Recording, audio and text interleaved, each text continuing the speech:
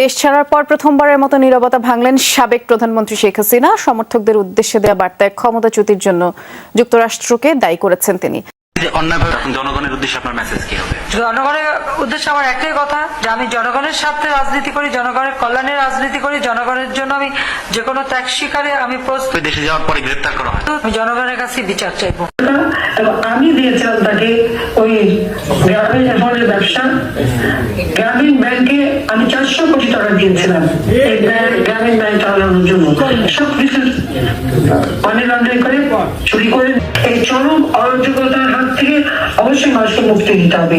আমি ধন্যবাদ জানাচ্ছি যে এই তার তো অর্থের সীমা নেই, গরিবকে ক্ষুদ্র ঋণের নামে শোষণ করে শত শত কোটি টাকা নিয়ে এখন সেই সমস্ত টাকা এখন ব্যবহার হচ্ছে সারা বিশ্বব্যাপী। সে যে ব্যবসা করে বেরিয়েছে, কোথা থেকে টাকা পেয়েছে সেই বিদেশে? এত নোবেল প্রাইজ